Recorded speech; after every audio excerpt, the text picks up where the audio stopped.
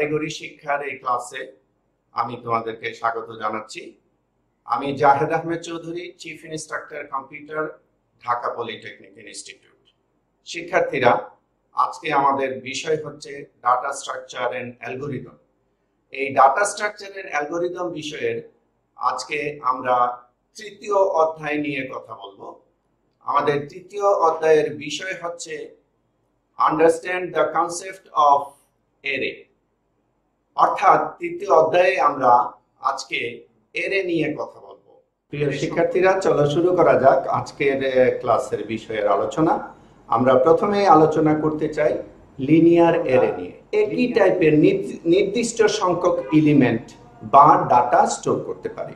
অর্থাৎ এটি একটি মেমোরির নির্দিষ্ট জায়গা, যে জায়গাতে আমরা একই টাইপের ডাটা, এখানে শর্ত হচ্ছে ডাটাগুলোর টাইপ হতে হবে একই। যদি ইন্টিজার টাইপ ডাটা হয় তো ইন্টিজার টাইপ, যদি ফ্লোটিং টাইপ ডাটা হয় তো সবগুলো ডাটা হতে হবে ফ্লোটিং টাইপ। একই টাইপের কিছু ডাটা কোনো একটি মেমোরি স্পেসে নির্দিষ্ট নিয়মে জমা করাটাই হচ্ছে এরে। এই এরেতে আমরা এলিমেন্ট শব্দটি খুব ব্যবহার করে থাকি। আসলে এখানে এরেতে এলিমেন্ট বলতে আমরা বোঝাচ্ছি এর মধ্যে জমাকৃত যে সকল আইটেম মানে ডাটা, যে ডাটাগুলো আমরা ওই কন্টেইনারে, এরে নামক কন্টেইনারে জমা করব, সেই কন্টেইনারের ডাটাগুলোকেই আমরা এলিমেন্ট হিসাবে চিহ্নিত করে থাকি।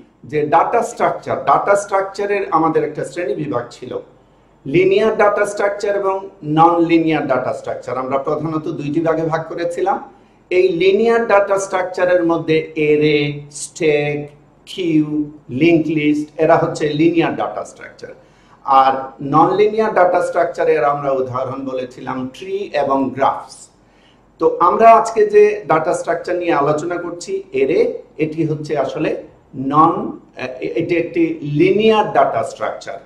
আমরা পরবর্তীতে নন লিনিয়ার ডাটা স্ট্রাকচার নিয়েও আলোচনা করব এই বিষয়ে। তাহলে একটু দেখে নেই লিনিয়ার এবং নন লিনিয়ার ডাটা স্ট্রাকচার বলতে আমরা কি বলছি। দেখো, স্ক্রিনে একটু লক্ষ্য করলে তোমরা বুঝতে পারবে যে আমরা বলছি লিনিয়ার ডাটা স্ট্রাকচারের ডাটা এলিমেন্ট সমূহ সিকোয়েন্সিয়ালি মেমোরিতে স্টোর করা থাকে। সিকোয়েন্সিয়ালি মানে ধারাবাহিকভাবে একটির পর একটি মেমোরিতে ডাটাগুলো সিরিয়ালি রাখা থাকে। যেমন এরে, স্ট্যাক, কিউ, লিংক লিস্ট, এগুলাতে সিকোয়েন্সিয়ালি ডাটা স্টোর করা থাকে মেমোরিতে। কিন্তু যখন নন লিনিয়ার ডাটা স্ট্রাকচার আমরা তৈরি করব, যেমন ট্রি অথবা গ্রাফ, তখন সেখানে আমরা আসলে লিনিয়ারি ডাটা স্টোর করতে পারি না। That means sequentially data store করতে পারি না। ডাটাগুলো স্ক্যাটার পাবে থাকে, কোন মেমোরি কোন এক জায়গায় কিছু ডাটা, পরবর্তী ডাটা হয়তো বা আরেক জায়গায়। এই জন্য আমরা বলছি এটা নন সিকোয়েন্সিয়ালি মেমোরিতে ডাটাগুলো স্টোর করা থাকে। যখন নন সিকোয়েন্সিয়ালি কোনো ডাটা মেমোরিতে আমরা স্টোর করব, তখন এটাকে লিনিয়ার ডাটা স্ট্রাকচার বলবো না, বলবো নন লিনিয়ার ডাটা স্ট্রাকচার। তাহলে আমরা এতক্ষণে বুঝতে পারলাম যে আমাদের আজকের আলোচনার বিষয়টি হচ্ছে এরে ডাটা স্ট্রাকচার এবং এটি একটি লিনিয়ার ডাটা স্ট্রাকচার। আমরা প্রথম যে অ্যালগরিদমটি তৈরি করব সেটি হচ্ছে লিনিয়ার এরেতে ট্র্যাভার্সিং অ্যালগরিদম। লিনিয়ার এরেতে ট্র্যাভার্সিং বলতে আমরা কি বুঝি?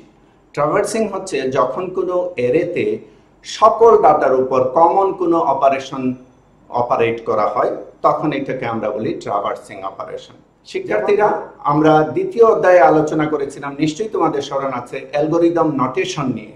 সেখানে আমরা কিছু নিয়ম কানুনের কথা বলেছিলাম যে একটা অ্যালগরিদম তৈরি করতে গেলে প্রথমেই তার একটা নাম্বারিং করতে হয়, তার একটা আইডেন্টিফিকেশন নাম্বার থাকবে। আমরা যেহেতু তৃতীয় অধ্যায়ের প্রথম অ্যালগরিদম এটা পড়ছি, এই জন্য আমরা দেখো স্ক্রিনে যে অ্যালগরিদমের নাম্বারিং করেছি, আইডেন্টিফিকেশন নাম্বার দিয়েছি 3.1। এবং নোটেশনে আরেকটি কথা বলা ছিল যে তার একটি শর্ট নেম থাকবে। হ্যাঁ, আমরা ব্র্যাকেটে বলে দিয়েছি ট্র্যাভার্সিং এর অ্যালগরিদম এটা। তারপর ছিল অ্যালগরিদম লেখার নিয়মাবলীতে যে আমাদের কিছু শর্ট ডেসক্রিপশন থাকবে, কমেন্টস থাকবে, কেননা আমরা কোন ভেরিয়েবল কি কাজে অ্যালগরিদমে ব্যবহার করছি সেটার জন্য অ্যালগরিদম লেখার শুরুর পূর্বেই কিছু ব্যাখ্যা থাকে। দেখো, আমরা এখানে কিছু ব্যাখ্যা দিয়েছি। আমরা শুরুতে বলেছি আমরা আমাদের অ্যালগরিদমে এলবি একটা ভেরিয়েবল ইউজ করব, যেটার মিনিং হচ্ছে লোয়ার বাউন্ড, অর্থাৎ আমার এর শুরুটাকে বোঝাচ্ছি, শুরুর ইন্ডেক্স। এবং ইউবি হচ্ছে আপার বাউন্ড, অর্থাৎ আমার এর একদম সর্বোচ্চ যে ইন্ডেক্সটি সেটিকে মিন করেছি। কে ইকুয়াল টু আমরা বলছি cat পজিশন অফ এলিমেন্ট, অর্থাৎ আমি এখন কোন পজিশনে আমার অ্যালগরিদমকে নিয়ে আছি, এবং আমাদের এই লিনিয়ার এরেটাকে নামকরণ করেছি LA নামে, লিনিয়ার এরে। এগুলো হচ্ছে আমাদের শর্ট ডিসক্রিপশন। এখন আমরা নিচে লক্ষ্য করো স্টেপ বাই স্টেপ অ্যালগরিদমটাকে আমরা লিখেছি। স্টেপ 1 থেকে স্টেপ 5 হচ্ছে আমাদের এই অ্যালগরিদম। শুরুতেই আমরা বলছি সেট কে ইকুয়াল টু এলবি, অর্থাৎ আমাদের এর লোয়ার বাউন্ডটাকে কে এর ভ্যালু হিসাবে অ্যাসাইন করেছি এখানে। তার মানে কে এর ভ্যালু হয়ে গেল একদম স্টার্টিং ইন্ডেক্স। স্টেপ 2 তে আমরা বলেছি repeat step number 3 and step number 4 while k less than or equal to uv, যতক্ষণ পর্যন্ত না কে এর মান বাড়তে বাড়তে ইউভির সমান অথবা ছোট থাকবে, যতক্ষণ পর্যন্ত কে এর মান ইউভি অর্থাৎ আপার বাউন্ডের সমান অথবা ছোট থাকবে, ততক্ষণ পর্যন্ত স্টেপ নাম্বার 3 আর 4 এর কাজ রিপিট হতে থাকবে, অর্থাৎ এখানে একটি লুপিং চলতে থাকবে অ্যালগরিদমে। স্টেপ নাম্বার 3 তে আমরা বলেছি প্রসেস দ্য একে এলিমেন্ট, অর্থাৎ আমরা আগেই বলেছি ট্র্যাভার্সিং মানে হচ্ছে এর সকল এলিমেন্টের উপর একটি কমন প্রসেস অ্যাপ্লাই করব আমরা। সেই প্রসেসটি আমাদের প্রয়োজন মতো যখন যা হবে তাই হবে, হতে পারে কোনো নাম্বার অ্যাড করা, কোনো সাবট্রাক্ট করা, অথবা অন্য যে কোনো কিছু। সেই প্রসেসটা প্রথমে আমরা অ্যাপ্লাই করতে বলেছি এ কে তে, অর্থাৎ আমাদের এর কেতম পজিশনে। তাহলে কেতম পজিশনে যখন এটা অ্যাপ্লাই করা হবে, তারপরেরটি হবে তারপরের পজিশনে। এই জন্য স্টেপ নাম্বার 4 এ দেখো বলেছি K equal two k plus 1, অর্থাৎ এতক্ষণ কে এর মান যা ছিল আসলে ছিল এলবি শুরুতে, সেটাকে 1 বৃদ্ধি করেছে, কেননা পরের অপারেশনটি আমরা চাই পরের ইন্ডেক্সে অ্যাপ্লাই করতে। এখন রিপিট স্টেপ নাম্বার 2 তে আবার যাবে, ওই কন্ডিশনটা হোয়াইল এর কন্ডিশন চেক করবে কম্পিউটার। সেখানে বলা আছে কে এর ভ্যালুটা ইউভির সমান অথবা ছোট আছে কিনা। হ্যাঁ, মাত্র আমরা কে এর মান 1 বৃদ্ধি করেছি, সুতরাং কে এর মান হয়তো বা এখনো ইউভির সমান অথবা ছোট আছে। সুতরাং স্টেপ নাম্বার 3 এবং 4 এর কাজ আবার করবে, অর্থাৎ পরবর্তী ইন্ডেক্সের এলিমেন্টটার উপর প্রসেসটা অ্যাপ্লাই হবে স্টেপ নাম্বার 3 তে এসে, আবার 4 এ এসে কে এর মান 1 বৃদ্ধি পাবে। এইভাবে এখানে লুপিংটা চলতে থাকবে কতক্ষণ পর্যন্ত?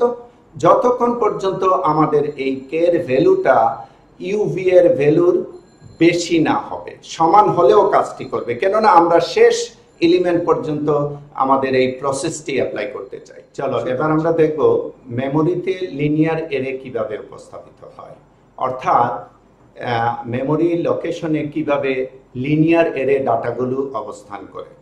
শিক্ষার্থী বন্ধুরা লক্ষ্য করো, আমরা স্ক্রিনে একটি ছবি প্রদর্শিত করেছি, যে ছবিতে একটি লিনিয়ার এরের 5টি লোকেশন দেখানো আছে।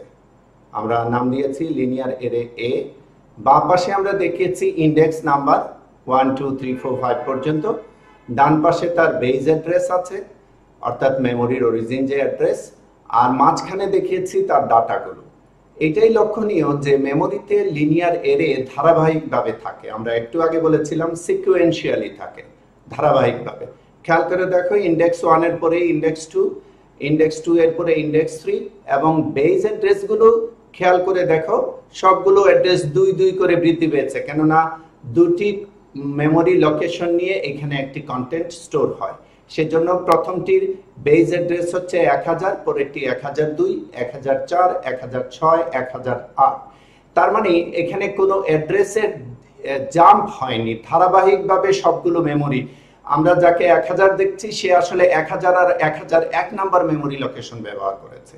আমরা যাকে 1002 দেখছি সে 1002 এবং 1003 এই মেমোরি লোকেশন ব্যবহার করেছে। অর্থাৎ আমরা যে সংজ্ঞাতে বলেছিলাম যে লিনিয়ার এরে সিকুয়েন্সিয়ালি মেমোরিতে ডাটা স্টোর করে, ঠিক সেই চিত্রটি আমরা এখানে উপস্থাপন করি। আশা করি বুঝতে পেরেছো লিনিয়ার এরে কিভাবে মেমোরিতে উপস্থাপিত হয়। প্রিয় শিক্ষার্থীরা, এবার আমরা দেখব লিনিয়ার এরেতে এলিমেন্ট ইনসার্টের অ্যালগরিদম, অর্থাৎ একটি লিনিয়ার এরেতে কিভাবে একটি এলিমেন্ট ইনসার্ট করা যায়।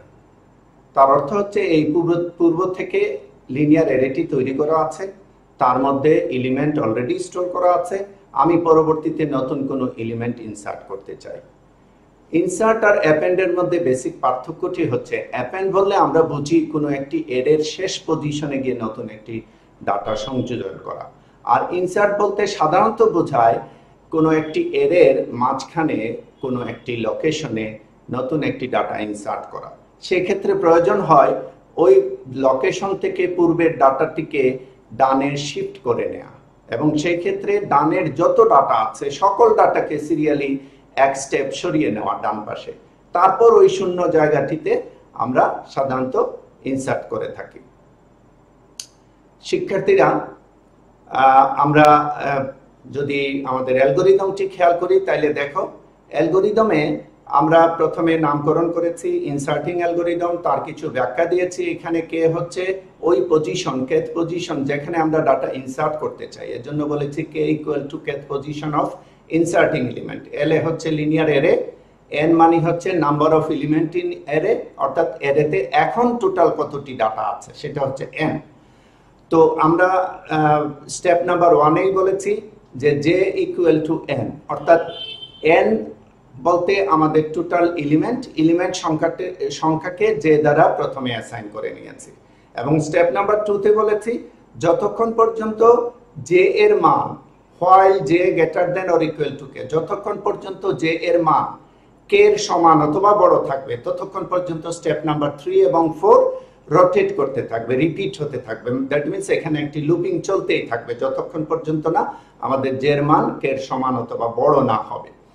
সেই ক্ষেত্রে আমরা স্টেপ নাম্বার 3 এবং 4-এ কি করেছি? স্টেপ নাম্বার 3-তে আমরা একদম সর্বশেষ যে ডাটাটি, যে পজিশন মানে এন পজিশন, এন হচ্ছে সর্বশেষ ডাটা, তো যে পজিশনের ডাটার সাথে জে এর সাথে এক যোগ করে আমরা বলছি যে পজিশনের ডাটাকে আমরা ইনসার্ট করব। তার মানে L A J plus 1 equal to L A J, অর্থাৎ সর্বশেষ ডাটাটিকে আমরা এক ঘর ডানে শিফট করে নিলাম।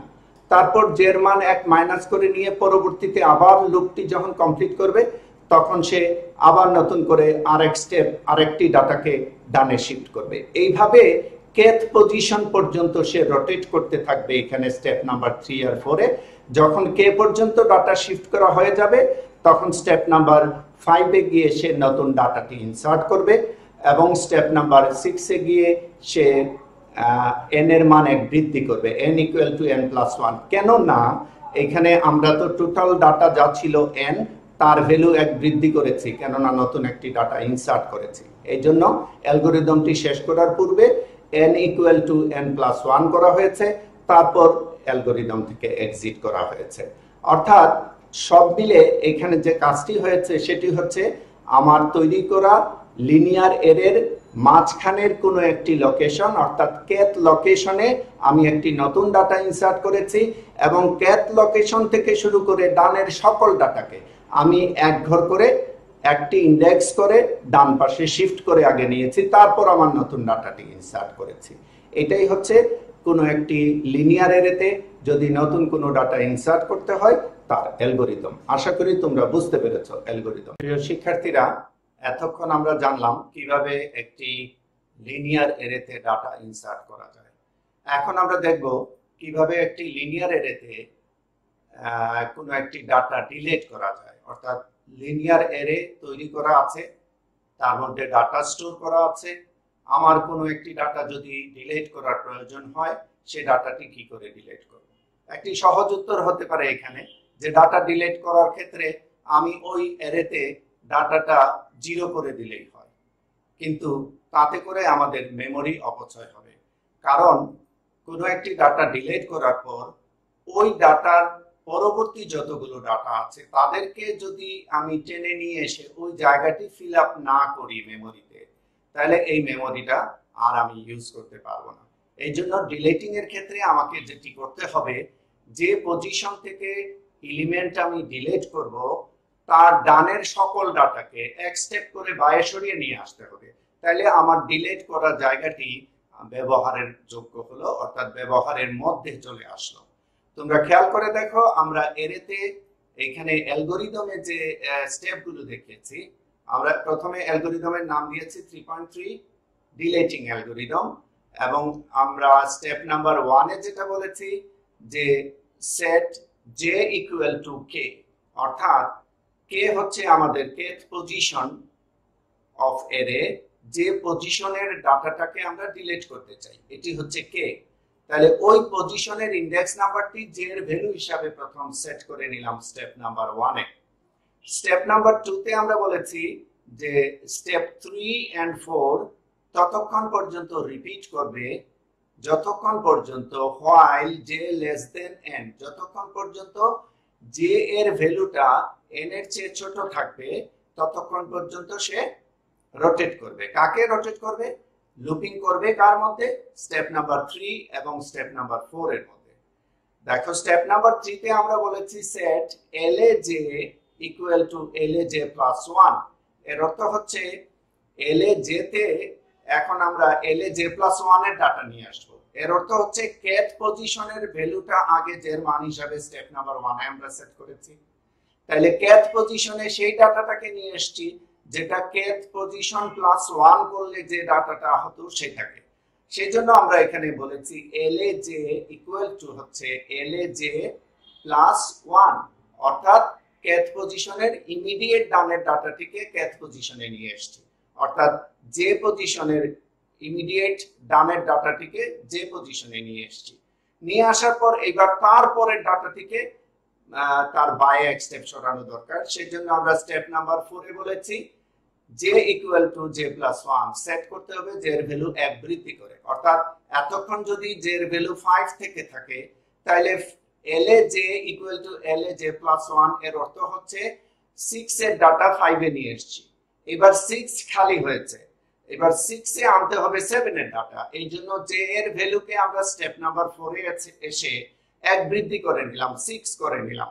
j equal to j plus 1 এর অর্থ হচ্ছে j এর ভ্যালুটা হয়ে গেল 6।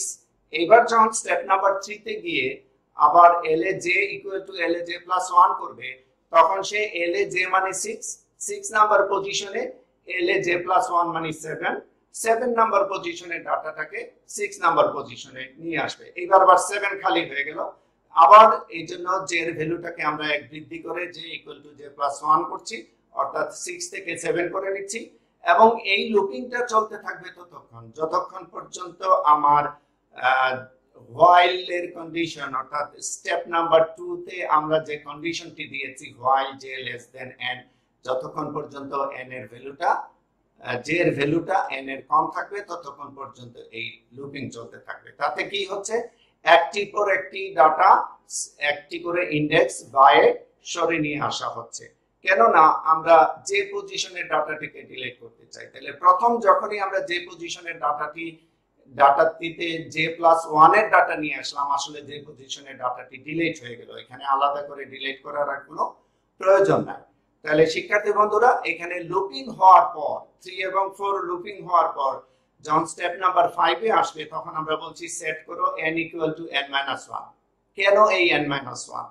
তার কারণ হচ্ছে আমাদের টোটাল যে অ্যারেটা ছিল তার মধ্যে নাম্বার অফ এলিমেন্ট যা ছিল তার ভ্যালু ছিল n। যদি নাম্বার অফ এলিমেন্ট 100 হয়ে থাকে তাহলে ইতিমধ্যে তো আমরা এই অ্যালগরিদম দ্বারা একটি ডাটা মুছে ফেললাম, সুতরাং এখন আর আমাদের নাম্বার অফ এলিমেন্ট ওই অ্যারেতে 100 নেই, নাম্বার অফ এলিমেন্ট হচ্ছে 99। এই জন্য আমরা স্টেপ নাম্বার 5 এ এসে বলছি n এর ভ্যালু 1 কম করে সেট করো, অর্থাৎ set n equal to n minus 1। তাহলে সঠিক ভ্যালু সেট হয়ে গেল n এ। এবার আমরা বলতে পারি যে প্রোগ্রামটা যেন তার কাজ শেষ করে, অর্থাৎ এই অ্যালগরিদম থেকে প্রোগ্রাম এক্সিকিউট করবে বা এক্সিট করবে। তাহলে মোটামুটি এখানে আমরা দেখতে পেলাম যে কিভাবে একটি লিনিয়ার অ্যারেতে কোনো একটি নির্দিষ্ট এলিমেন্টকে ডিলিট করে অন্যান্য সব এলিমেন্ট দিয়ে ওই জায়গাটা step by step fill up করব এবং সর্বশেষ টোটাল এলিমেন্টের সংখ্যাটা অর্থাৎ n এর ভ্যালুটা 1 মাইনাস করে দিয়ে আমরা কাজ শেষ করব। এটি হচ্ছে একটি লিনিয়ার অ্যারেতে ডাটা ডিলিট করার অ্যালগরিদম। আশা করি তোমরা বিষয়টি বুঝতে পেরেছো। প্রিয় শিক্ষার্থীরা, চলো আজকের ক্লাস শেষ করার পূর্বে আমরা একটু জেনে নেই আজকের ক্লাসে আমরা কি কি নিয়ে আলোচনা করলাম। আজকের ক্লাসে আমরা যেটুকু শিখেছি তা হচ্ছে লিনিয়ার অ্যারে কি, লিনিয়ার এবং নন লিনিয়ার ডাটা স্ট্রাকচার কি, লিনিয়ার অ্যারেতে কিভাবে ট্র্যাভার্সিং অ্যালগরিদম কাজ করে, একটি লিনিয়ার অ্যারে কিভাবে মেমোরিতে উপস্থাপিত হয় সেটি চিত্র সহ আমরা দেখেছি এবং বোঝার চেষ্টা করেছি। একটি লিনিয়ার অ্যারেতে কোনো একটি এলিমেন্টকে কিভাবে ইনসার্ট করা যায় অথবা ডিলিট করা যায় তার অ্যালগরিদম সম্পর্কে আমরা আজকের ক্লাসে শিখেছি। শিক্ষার্থীরা, এবার আমরা জানব আমাদের বাড়ির কাজ কি, অর্থাৎ এই অধ্যয়ন করার পর আমরা কি কি কাজ রেডি করব পরবর্তীতে আমাদের ক্লাস টিচারদের কাছে জমা দেওয়ার জন্য। প্রথম যে কাজটি আমরা করব বাড়ির কাজ হিসাবে, সেটি হচ্ছে লিনিয়ার অ্যারে কি সেটা সম্পর্কে লিখব। 2 নাম্বার হচ্ছে লিনিয়ার এবং নন লিনিয়ার ডাটা স্ট্রাকচারের মধ্যে পার্থক্য উদাহরণ সহ লিখব। 3 নাম্বার হচ্ছে চিত্র সহ মেমোরিতে লিনিয়ার অ্যারে উপস্থাপন বর্ণনা করব। 4 নাম্বার হচ্ছে একটি মাল্টিপ্লিকেশন, ম্যাট্রিক্স মাল্টিপ্লিকেশন, ম্যাট্রিক্স মাল্টিপ্লিকেশনের অ্যালগরিদমের বর্ণনা লিখব। তো ম্যাট্রিক্স মাল্টিপ্লিকেশনের অ্যালগরিদম আমরা আজকের ক্লাসে যে কয়টি অ্যালগরিদম নিয়ে আলোচনা করেছি, আশা করি তোমরা সেখান থেকে ম্যাট্রিক্স মাল্টিপ্লিকেশনের অ্যালগরিদম নিজেরা তৈরি করতে পারবে বইয়ের সাহায্য নিয়ে। শিক্ষার্থীরা, আমাদের পরবর্তী ক্লাসে যা থাকবে সেটি হচ্ছে ডাটা স্ট্রাকচার এন্ড অ্যালগরিদম বিষয়ের 4র্থ অধ্যায় নিয়ে আমরা কথা বলবো পরবর্তী ক্লাসে, যেখানে আলোচনা হবে প্রপার্টিজ অফ লিঙ্ক লিস্ট, অর্থাৎ আমরা লিঙ্ক লিস্টের প্রপার্টিজ নিয়ে পরবর্তী ক্লাসে কথা বলবো। তাহলে প্রিয় শিক্ষার্থীরা, আজকে এই পর্যন্ত। সবাইকে ধন্যবাদ জানিয়ে ভালো থাকো, সুস্থ থাকো এই কামনা করে আজকের মতো এখানে বিদায় নিচ্ছি।